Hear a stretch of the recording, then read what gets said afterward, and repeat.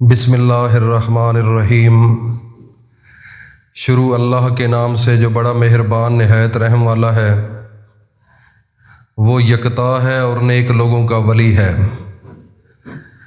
میں گواہی دیتا ہوں کہ اللہ کے سوا کوئی عبادت کے لائق نہیں، وہ اکیلا ہے، اس کا کوئی شریک نہیں۔ اور میں یہ بھی گواہی دیتا ہوں کہ حضرت محمد الرسول اللہ صلی اللہ علیہ وآلہ وسلم اللہ کے بندے، اس کے رسول اور آخری نبی ہیں۔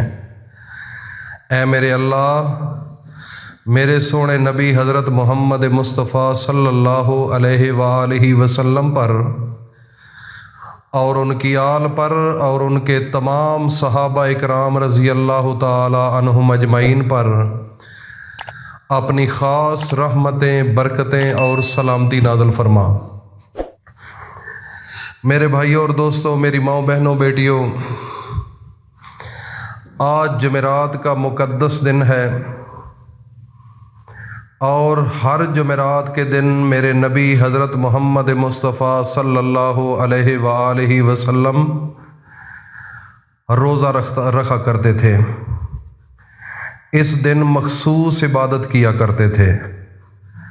اگر پوری دنیا کے اندر اسلامی جماعتوں کا موازنہ کیا جائے، ان کو پرکھا جائے، تو شب جمعہ جو ہے جمعرات کے دن مغرب کی نماز کے بعد اجتماع ہوتے ہیں۔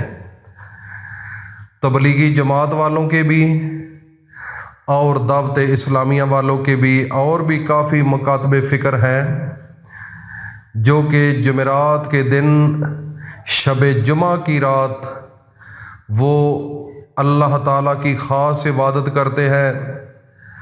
قرآن مجید، اس کی تعلیم و تربیت کے لیے خاص اہتمام کیا جاتا ہے، اور اس رات کو اللہ تعالیٰ کے سامنے خوب عبادت کی جاتی ہے۔ اس دن کو کیوں لوگ عبادت کرتے ہیں، یہ ایک سوال ہے۔ باقی بھی تو دن تو ہیں، ہفتہ ہے، اتوار ہے، سوموار ہے، منگل ہے، بدھ ہے، اتوار ہے۔ باقی دنوں میں تو شب یہ اہتمام نہیں کیا جاتا عبادات کا۔ کرنا چاہیے، یہ نہیں کہ اس کا کوئی ایسا ہے کہ تم کر نہیں سکتے، کرنا چاہیے۔ لیکن جو اسلامی جماعتیں ہیں پوری دنیا کے اندر، وہ جمعرات کی رات نماز مغرب کے بعد خاص اہتمام کرتی ہیں، جس کو شب جمعہ کہا جاتا ہے۔ یہ کیوں ہے؟ میرے بھائیوں اور دوستوں، اس لیے ہے کہ نماز مغرب کے بعد اللہ تعالیٰ کے مخصوص فرشتے اس دنیا پر آتے ہیں، اور جب وہ آتے ہیں تو میرے رب ان کی اللہ پاک ڈیوٹی لگا دیتے ہیں۔ ان کے ہاتھوں میں سونے کے قلم ہوتے ہیں اور چاندی کے ورق ہوتے ہیں۔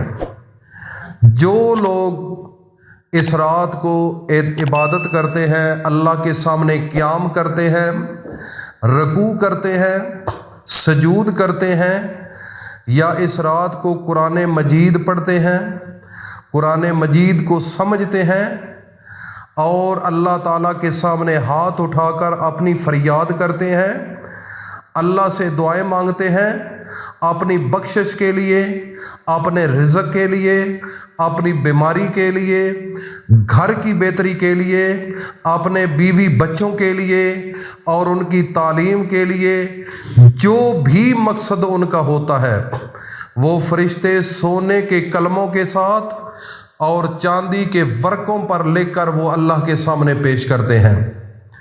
اور شب جمعہ جمعرات کی مغرب کے وقت وہ زمین پر آ جاتے ہیں، اور جمعے کے دن نماز مغرب کے بعد وہ واپس چلے جاتے ہیں۔ یہ جو درمیانی ٹائم ہوتا ہے، یہ بڑا قیمتی ٹائم ہے۔ میرے بھائیوں اور دوستوں، میری ماؤں، بہنوں، بیٹیوں، جو اللہ والے ہوتے ہیں، ان راتوں کا وہ خاص اہتمام کرتے ہیں۔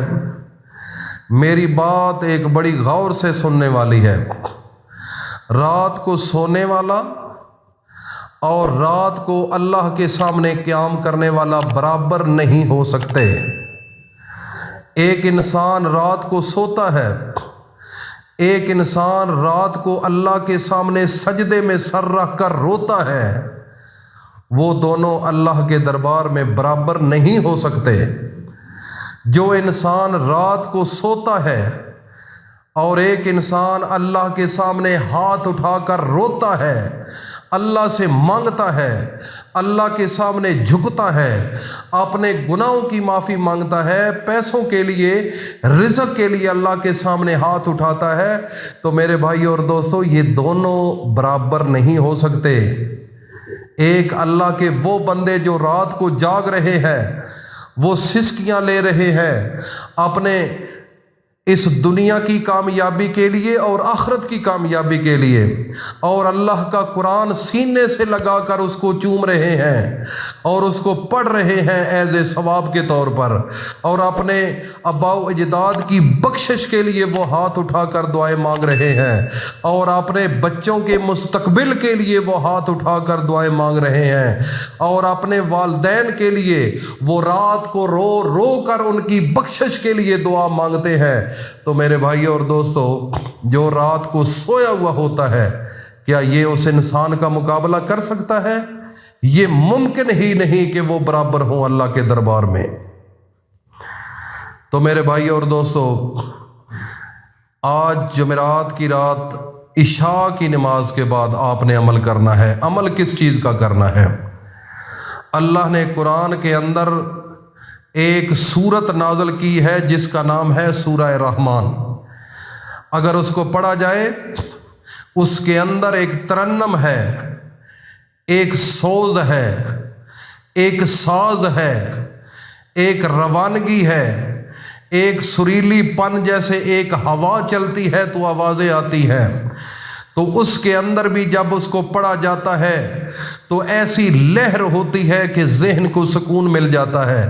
اور اس کے اندر ایک چھوٹی سی آیت ہے جو 31 مرتبہ اس سورت کے اندر آئی ہے، اس کا نام ہے فَبِأَيِّ آلَاءِ رَبِّكُمَا تُكَذِّبَانِ۔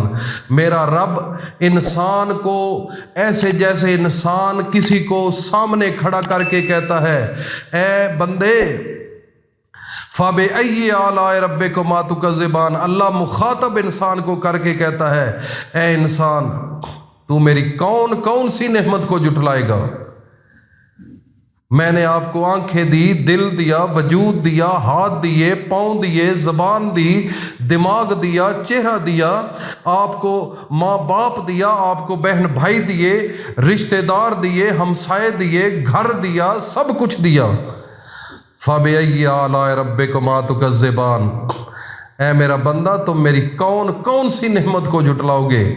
سیب دیے، کیلے دیے، کتنی غذائیں ہیں، کتنی نعمتیں ہیں، اگر ان کو گننا شروع کر دیا جائے، ہماری گنتی میں فرق آ سکتا ہے، وہ گن نہیں سکتے، اتنی اللہ پاک نے آپ کو نعمتیں عطا فرمائی ہیں، خدا کی قسم۔ تو میرے بھائی اور دوستو، آج اللہ کا شکر ادا کرنا ہے رات کو عشاء کی نماز کے بعد۔ آپ نے اس آیت کو جب عشاء کی نماز پڑھ لیں تو نماز عشاء کے بعد اپنے سونے نبی پر 3 بار درود پڑھنا ہے، اور اس کے بعد فَبِأَيِّ آلَاءِ رَبِّكُمَا تُكَذِّبَانِ، وہ جو اللہ نے آپ کو مخاطب کر کے کہا ہے اس کو پڑھنا ہے آپ نے 27 مرتبہ۔ اور اس کے بعد اللہ کے سامنے 2 نام ہیں اللہ کے، ایک ذاتی نام یا اللہ، اور دوسرا صفاتی نام یا غنی ہو۔ یہ 2 نام ہیں، ایک سانس کے اندر 101 مرتبہ پڑھنے ہیں۔ اور اس کے بعد اپنے سونے نبی حضرت محمد مصطفیٰ پر درود پڑھنے کے بعد اللہ سے اپنے مقدر کے لیے، اپنے نصیبوں کے لیے، اپنے گھر کی بہتری کے لیے، پیسوں کے لیے، عزت کے لیے جو دعا مانگو گے، اللہ پاک کو وہ آپ کی ادا اتنی پسند آئے گی کہ وہی فرشتے اسی وقت اللہ کے پاس جا کر آپ کی زندگی کے نصیبوں کو بدل دے گا۔ میرا رب آپ کے مقدر کو بدل دے گا، آپ کی زندگی کو چینج کر دے گا۔ میرے بھائی، ایک دفعہ یہ آزما کر دیکھو، بڑا عظیم الشان اور عالی شان اور بڑا مجرب اور طاقتور وظیفہ ہے۔ اس کو صدقہ جاریہ سمجھ کر اپنے دوستوں میں شیئر کرو۔ اللہ حافظ۔